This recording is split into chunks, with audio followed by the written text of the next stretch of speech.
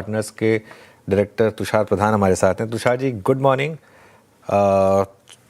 26,300 से हम आ चुके हैं 22,600 पर। इस समय मोटा मोटी 4,000 पॉइंट की करेक्शन हो चुकी है मार्केट में। और कितना पेन बाकी है आपके हिसाब से? और बड़ा सवाल, इस फेज को नेविगेट कैसे करें? देखिए, मार्केट में दो तीन चीज़ें हमको याद रखनी चाहिए। एक जो है, जो market is made up of companies. मतलब ऐसा नहीं है कि आप कुछ हवा में खरीद रहे हैं। आप जीती जागती दिल धड़कने वाली कंपनियां खरीद रहे हैं जिनका कोई फ्यूचर होता है। और काफ़ी सारी कंपनीज ऐसी होती हैं जो ओवरऑल इकोनॉमी के लिए बहुत ज़्यादा इम्पोर्टेंट रह जाती हैं। मगर ऐसा भी सिचुएशन आता है जो हमने उसके बारे में ना कुछ किया, मगर जियोपॉलिटिकल सिचुएशन से ऐसा हो जाता है कि हमारे मार्केट को उसका असर पड़ जाता है। तो इस सिचुएशन में अगर आप कहें कि मार्केट कहाँ जाएगा, इसका अगर अनुमान लगाना है तो दो चीज़ें याद रखनी चाहिए। एक तो हमें फिर समझ में आना चाहिए कि जियोपॉलिटिकल सिचुएशन कहाँ जाएगी। अब उसका उत्तर ना ही मेरे पास है ना किसी और के पास है। तो इतना हम जरूर याद रखें कि फिलहाल की सिचुएशन ऐसी है जिससे कि मार्केट में असर हो पड़ा है। मगर इसका ये मतलब नहीं कि हमारी कंपनीज में कोई फंडामेंटल दोष हुआ है सडनली, या ऐसी फ्यूचर हम नहीं देखते हैं 2 3 5 साल आगे कि हमारी अर्निंग्स कैपेसिटी कंपनियों की पूरी खत्म हो जाएगी। मगर प्राइस ऐसा दिखा रही है। प्राइस ऐसा क्यों दिखा रही है? क्योंकि ये सिचुएशन ऐसी बन गई है जिससे कि मार्केट थोड़ा सा नर्वस हो जाता है। तो ये दोनों चीजें अगर इन्वेस्टर्स, निवेशक याद रखें कि मार्केट को एस्टिमेट करना शॉर्ट टर्म में नामुमकिन है। और क्या पता कल अगर अगले ही हफ्ते अगर कुछ ट्रूस हो जाता है, कोई क्लाइम डाउन हो जाता है दोनों तरफ से, तो ये मार्केट तेजी से और वापस बढ़ने का कोई मतलब आप पॉसिबिलिटी रख सकते हैं कि बहुत ज्यादा वापस आ जाएगा। मगर इसके ऊपर अगर इन्वेस्टमेंट डिसीजन लेना है तो मैं समझता हूँ उसको प्योर स्पेकुलेशन हो जाएगा। मेरे ख्याल से निवेशक और स्पेकुलेटर्स, इसमें दो में अगर अंतर करें तो मेरे ख्याल से इन्वेस्टर्स के लिए ये समय बहुत अच्छा है। मगर स्पेकुलेटर्स के लिए ये बहुत ही अनसर्टन पीरियड है। और इसका ये मतलब रहा कि ये एस्टिमेट करना कि मार्केट का पेन आ चुका है, रह चुका है, खत्म हो चुका है, इसका अनुमान लगाना बिल्कुल ही मुश्किल है। अच्छा तुषार जी, एक बात और। आपने कहा कि ट्रूस हो जाए, कोई मीडिएशन हो जाए तो चीज़ें सुधरेंगी, लेकिन आई मीन इस पूरे बाजार का, फाइनेंशियल मार्केट्स का, जिसे कहते हैं ना रक्त, हमारा जो ब्लड है वो है क्रूड, है ना। जितने ऑयल एसेट्स को स्ट्राइक किया गया है, जो मशीनरी है, जो प्लांट्स हैं, जो इक्विपमेंट्स हैं, जो जिस क्वांटम में डिस्टर्ब हुए हैं, स्ट्राइक किए गए हैं, आपको लगता है कि ऑयल में बहुत जल्दबाजी में कोई रिकवरी आ जाए, इस बात के पोटेंशियल लग रहे हैं? या फिर आपको लगता है कि अभी एटलीस्ट अब क्रूड एक लंबी समय अवधि के लिए एक स्ट्रॉन्ग ट्रेजेक्टरी में रहेगा? ये एक अच्छा सवाल आपने पूछा, क्योंकि तो हम हेडलाइंस पढ़ते हैं और कह जाते हैं कि कोई मैन्युफैक्चरिंग कैपेसिटी को हिट हुआ, और इसका ये मतलब हुआ कि 2 3 महीने तक या 2 3 सालों तक ये कैपेसिटी वापस नहीं आ पाएगी। तो मेरे ख्याल से एक चीज बहुत याद रखने के लिए जरूरी है सारे निवेशकों की, कि ग्लोबल कैपेसिटी गैस और ऑयल की सारी पूरी मिडिल ईस्ट में नहीं है। इसका ये मतलब रहा कि जो कंपनियों ने लॉन्ग टर्म गैस की कॉन्ट्रैक्ट्स कर रखे हैं कतार या मिडिल ईस्ट से जो भी रिलेटेड हैं, उनमें ये तब्दीली आ सकती है। क्योंकि अगर प्रोडक्शन कैपेसिटी बहुत ज़्यादातर हिट हो गई तो वहां से गैस आना ही मुश्किल हो नहीं जाए।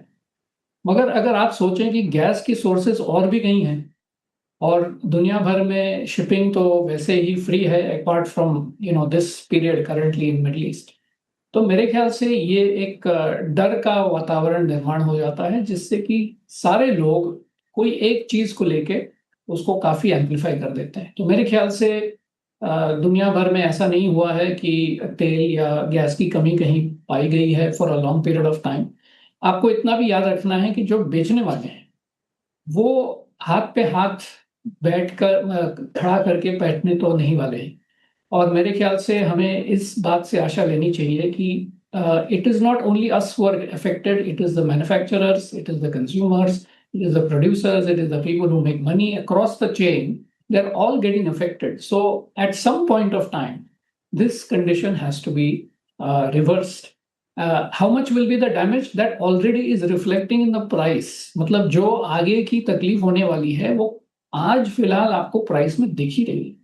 तो यहाँ से अगर कोई ट्रूस आ जाता है तो वो प्राइस बढ़ के नॉर्मल सी पर आ जाएगी. मगर आज I think the worst is getting priced in the price. So I think there is a need to kind of be a little more balanced about the view. Yes, it is a very difficult situation.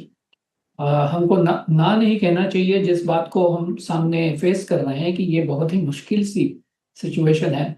मगर ऐसा ये नहीं है कि इससे कि तेल आना ही बंद हो जाए या फिर ग्लोबल ग्रोथ जो है हम रीएडजस्ट कर रहे हैं. मगर आप ध्यान दें कि वो रीएडजस्टमेंट किस स्तर पर है, बेसिस पॉइंट्स पे है या आधे परसेंटेज पॉइंट पे है या और ज्यादा 100 बेसिस पॉइंट्स पे है. तो मेरे ख्याल से वो जो रेंज है उसके ऊपर ज्यादा ध्यान देना चाहिए. अगर वो रेंज 100% मतलब 100 बेसिस पॉइंट्स है 1% तक आ गई तो मेरे ख्याल से चिंता करने की जरूरत है. ओके, चिंता करने की ज़रूरत है वैसे तो, क्योंकि अब हम डे लो पर हैं वापस 22,570 के आसपास आ चुके हैं यहाँ पर. तो शायद जी सबसे ज़्यादा करेक्शन आ रही है बड़े स्टॉक्स में, प्राइवेट बैंक्स में, लार्ज प्राइवेट बैंक्स में, जैसे कि सबसे बड़ा बैंक लीड कर रहा है 52 वीक लो पर बड़े 50 प्राइवेट सेक्टर बैंक इस समय. क्या व्यू रहेगा यहाँ पर आपका? देखिए, अभी जब हम इन्वेस्टमेंट अपॉर्चुनिटी की बात करते हैं तो कभी कभार ऐसा हो जाता है कि जो वीक प्लेयर्स हैं वो ज़्यादातर वैल्यूएशन खो देते हैं. ऐसी सिचुएशन में आप देखेंगे कि माइक्रो कैप्स, स्मॉल कैप्स में ज़्यादातर गिरावट आ चुकी है अब तक के मार्केट्स में. अब देख रहे हैं कि अच्छी कंपनियां जो सबसे पावरफुल मानी जाती हैं, जो मार्केट शेयर में सबसे आगे हैं और जो हमारी इकोनॉमी को लीड करने वाली हैं, प्राइवेट बैंक्स हो, पब्लिक सेक्टर बैंक्स हो, बैंकिंग एज अ सेक्टर, अगर इसमें गिरावट आती है कोई भी कारण लेके तो मेरे ख्याल से इन्वेस्टर्स के लिए ये अपॉर्चुनिटी का मामला है. क्योंकि हर तरफ से जब नेगेटिव न्यूज़ आती है तो या सच है या नहीं है ये इसका डिसीजन तो बाद में आता है.